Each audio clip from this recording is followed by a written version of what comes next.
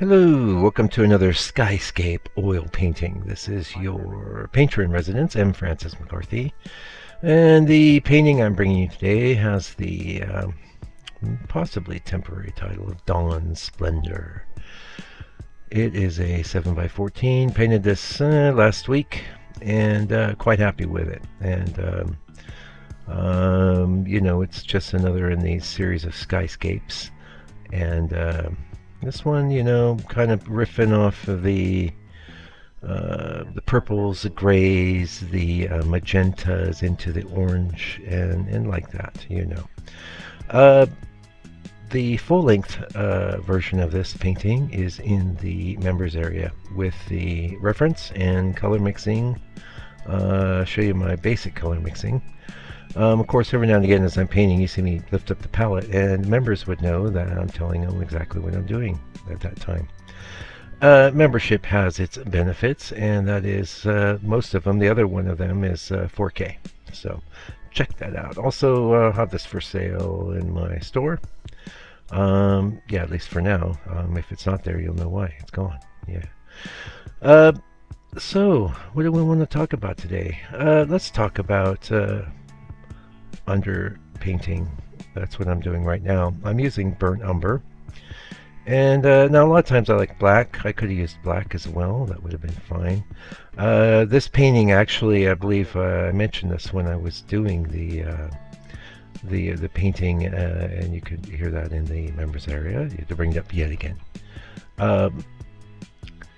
I could have done this on gray. It would have been cool on gray too, but I tend to not have that many gray boards sitting around, and the gray boards are really only absolutely essential for, say, monochromatic work like black and white, or anything that's like 100% blue. Like if I'm doing the blue thing, I just got a painting returned from a gallery like that. I really love it. Actually, I'm thinking if I had any space on my walls at home, I'd bring it home and hang it up.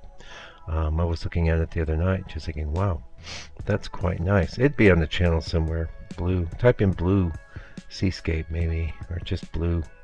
You'll see it. It's another 7x14. And that's been a pretty good gallery with me, and so they're actually going to be taking quite a few of these skyscapes, and hopefully they can sell them to the punters up there where they are located. When I have to paint a sky that has a lot of blue in it, I like to put the blue in first, and you notice that I don't just do the top bit. I will do most of the blue gradation. It just makes sense to me since everything overlaps, and that just gives you nicer edges. Now the other thing I want to point out is that one thing I did quite a lot of on this painting was using the side of my brush and doing kind of a fanning motion. If you, well, you can also slow down the video, or again, you know where you can go to see the real-time version, and that technique always used to great effect. And one of the things about the really like about the skyscapes is they go pretty quick. Don't have to work out a lot of not that trees take a long time, but the skyscapes go quick, and I like that. I think that's cool. And also I just love being able to play with color and the sort of abstract forms of the sky. And and I'm always saying this as I'm painting, but there's rules, but the rules are a bit subtle. Let's see if we can find out what a few of the rules are. You need to have soft edges, but you don't want smeary edges. Smeary edges look terrible. There's a lot of techniques. One is just to start, I mentioned, put the blue in first, and then when you kind of see how I'm doing that edge there, I use a lighter, more feathery touch, but I have a lot of edge strategies, and one thing I've said over the years is I have 11 million edge strategies, and every now and again I'll say this is edge strategy number 552 and 3. Well, 552 and 3 would not even be. Actually, that's a partial edge strategy. I don't know. There's the pulling. There's the vertical passover very lightly. There is the picking at it with a knife. There is wiping the brush off and going over that edge again. That's just to name a few. There are, but the reason I say there's 11 million, because it's almost innumerable, and all of them have their place. And the great thing about accumulating some experience is that you'll know, this is a place to use that edge technique. This is a place to use the other edge technique. Pardon me, I'm gonna sniffle here. So sorry about that. I know it could be more professional production, but I tried to give you the content. Content over style. That's the name of the game on the M. Francis channel. Yeah, so we worked in the grays after the blue, and you can see a lot of purple in there. But the other thing I'm big on, and I'm always stressing this again in the live sessions, is to modulate the color. Don't just plant a gray in one spot and then say, oh, I got all this gray mixed, I may as well put it everywhere. You think that's being efficient, but what it's going to do is make your painting more plain and more banal and more amateurish looking, because that's professionals know that that's a bad idea. You never miss an opportunity to modulate a color. In fact, if you see the first gray I put up in the corner and look at the gray over on our right, that would have started at the same gray, but I probably just threw a little more blue in there.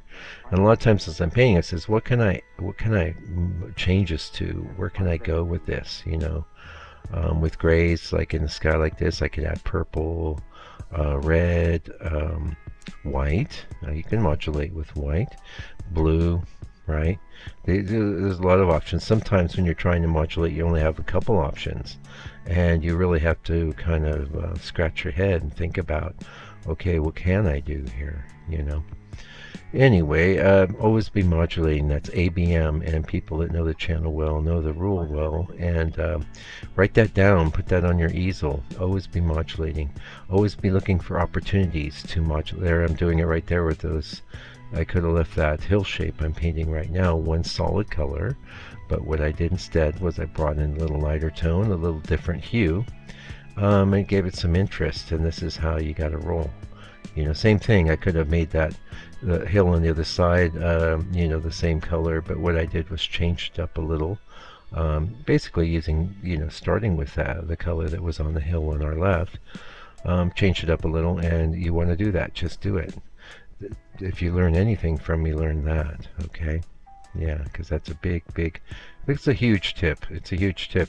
And in the process of doing that, actually will slow you down too. And there are times, like I work at a pretty expedient manner,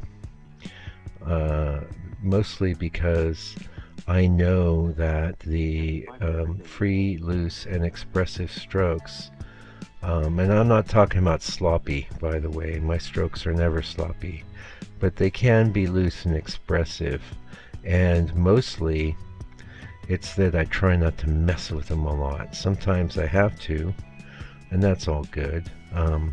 But the best thing to do is, if you can, lay down the stroke and leave it and move on to the next thing. Now you can't always do that, that's true.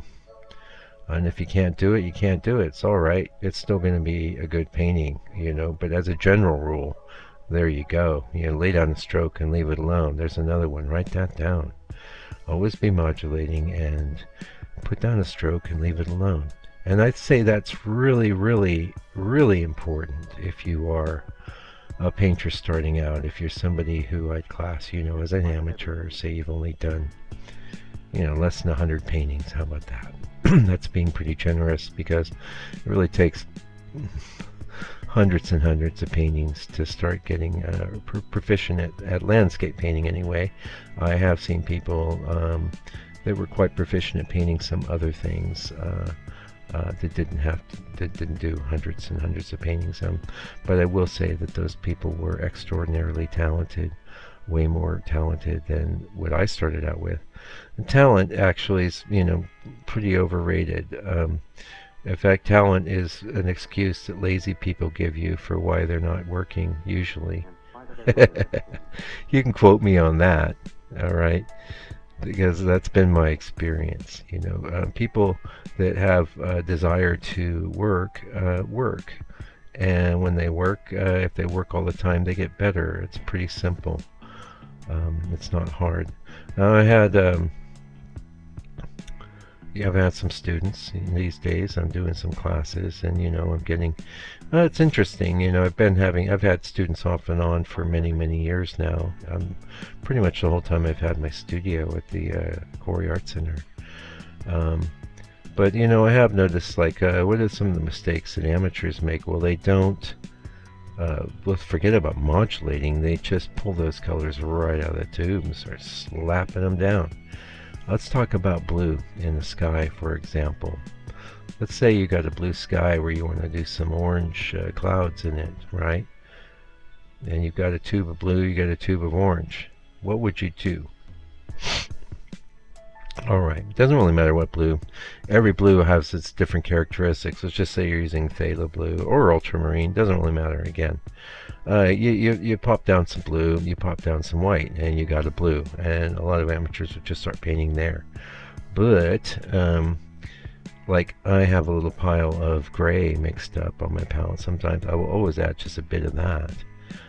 But if I don't do that, say I want it quite dark, I'll add up some black, which will be the same difference since I already put some white in to get the blue to kind of identify its nature, right? That's a great tip on the blues. How would I, other things I would add to blue, maybe instead of black, I'm adding raw umber. You'd be amazed how much raw umber you can chuck in that blue and have it look nice. And when you lay it down, it'll have a much more natural feel. Now, what it may not do is it may not feel exactly like the blue in your reference, and frankly, who cares? You don't have to match that blue. What you need to have is a blue that's congruent and makes sense with the other colors in your painting so that you have harmony, right? The blues here, you can see that how I added in the grays and stuff up in the upper right hand corner, but that blue was adulterated. Now let's talk about the orange. Say we got a sunset going, it's blue, it's orange as well. You can't just, as you start slapping orange directly into blue, you get some pretty wicked browns, and how do you get around that? Well, you get the white going. But what I would do is do a blue, say a gradient in the background, it's the clouds that will be orange, not the sky, except if it's an orange sky. But let's say we got a blue sky with orange clouds. Well, those orange clouds, you would do your blue, you would kill it, knock it back a little with some raw umber, or black. And as you move down towards the horizon, you would add in some yellow ochre and some white.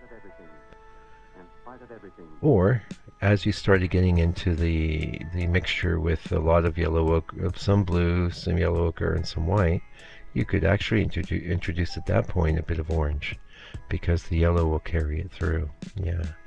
But in those orange clouds, you don't want to use those.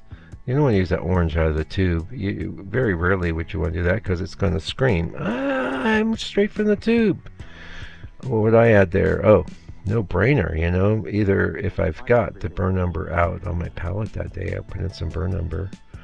Otherwise, I put in a raw umber, and already just start kicking it back, right? And giving it some complexity. You want to have complexity in your colors. In this painting, I had a lot of purples, with purple magenta, not so much purple yellow, right? And that, to me, these types of scenes have a dawn feeling. So, what were the colors I used in this? Okay, top of my head: ultramarine blue, alizarin crimson, ivory black, titanium white, cadmium red. And not a lot of that, though, just to make some nice pinks. Yellow ochre, probably some cad yellow here and there. That would be pretty much, and then probably cad orange, would be a factor. Anyway, we're getting pretty close to the end of the video. Thank you so much for joining me today. I really appreciate you coming around and hanging out. Yeah, so if you've got some extra dosh, throw me one of those tips there, or join the members area, or go to my site and support me by buying a painting, because that's my absolute favorite way to be supported. Nothing makes me happier than getting my work into people's homes, and that really does help me a lot, because we used to have a tourist industry here in New Zealand, and we no longer do. So that's really affected my business. And no, not crying. I'm happy to paint, and I'm certainly happy to share my work. And I hope you enjoyed seeing it. This is pretty much a little real time at the end too, by the way. I like to do that sometimes. Yeah, so you can see my actual pace is not blinding, but I'm real happy with this painting. I think it came together good. Got the little zoom in. Nice. Oh yeah, check it out at 4K in the members area. Anyway, until I get back here on YouTube with another video, do me a favor, or do me a solid. Take good care of yourself, your family, all your loved ones. Stay out of trouble, and God bless you and your family.